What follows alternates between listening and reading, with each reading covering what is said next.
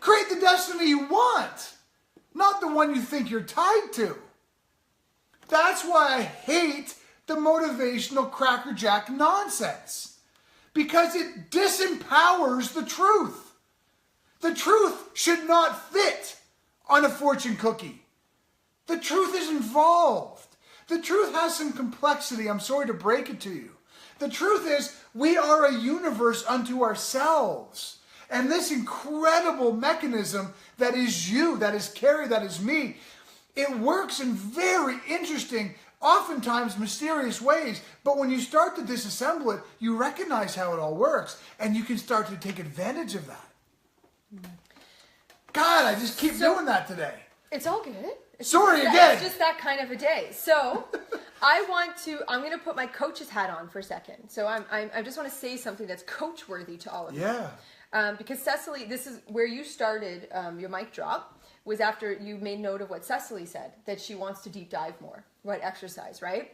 And I just want to make this point because, you know, sometimes you hear, not you necessarily, but you as a whole, hear us talk about the deeper dive awarenesses, right?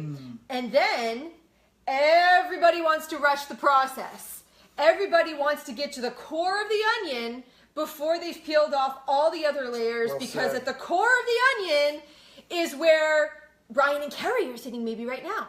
And that's maybe what they're feeling right now. And I want to feel what Brian and Carrie are feeling right now. Yeah. I want to get to the core of the onion too. But here's the thing. You cannot, I mean, like, think of it. You can't get to the core of the onion without peeling off all the layers, right? So what can you do if you're watching this right now and you're saying to myself, okay, Brian and Carrie, the question that Cecily said, I want to get deeper on this stuff. What do I do? Obviously do all the exercises. Yeah. But more than that even, do all the exercises every single day. Consistency is the bow on top of it that is going to deliver you into the deeper place. That was beautiful. And what you probably don't know is that I just reached my hand underneath the table and squeezed Carrie's knee. Not only because I love my wife and think she's hot as fuck, but I wanted to alert her to something. I want to give so much kudo. And I want to take my hat off to Hunter right now. Hunter Barra, who has not been long watching this show. I'm a total fraud because everyone thinks I'm happy and content. But behind the curtain, I'm doing all I can to make my life worse. Here's what we're going to ask you guys not to do. Please don't coach this person right now. Please don't fucking put any motivational nonsense down their fucking throats. Please don't say just fucking look at the sunshine and the goddamn puppies and rainbows, because that's not what Hunter needs to hear. And please don't tell him to join the Crew Nation Clubhouse. Not because I don't want them to, because that's not, I'm not trying to sell anything right now. I'm going to tell Hunter, congratulations. That was bold and beautiful. And that is what we are hoping for today. I will never not notice the people who always just spray rainbow farts at everybody. Everybody, all the fucking time. And I will never not notice the people who do what you just did. You're not a fraud, my friend, even remotely. I understand that you feel like one. I have felt like a fraud so many fucking times in my life, I don't even know where to start. I used to cry in my wife's arms at night in bed, falling asleep, because I felt like such a fraud. How can I teach this shit, Karen? And by the way, this is like 4 years ago. I've evolved, but 4 years is not a lot of time. I remember. How can I teach this shit, Carrie? I feel fucking so angry at myself right now. And if I can be angry at myself, how can I fucking teach them? That's what I used to do. You're not a fraud at all. You're not a fraud.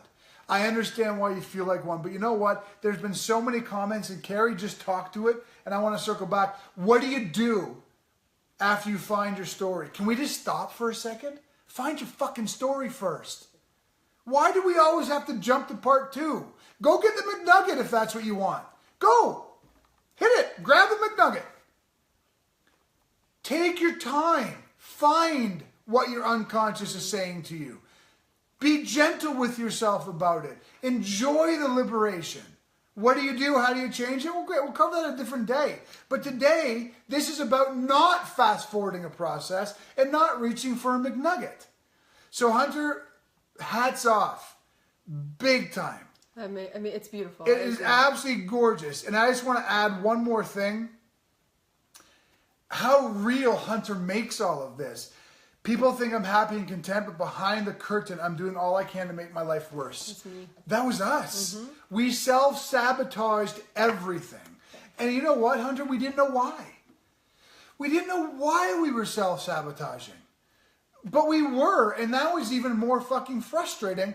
The real worst part was that 7 years ago, people thought we were just the God's gift to all couples. Talk about, you know. But we were in turmoil. Yeah. So you're not alone. You're in a safe place. And step number one is stepping away from the bullshit, which you just did. And I can't praise you or respect you or love you more than I do for doing that. I hope more people in Brian and Carrie's world, in the Crew Nation world, you don't have to do it as a comment if you don't want to, but I hope this show, Hunter's comment, makes you go home and fucking reflect just a little bit.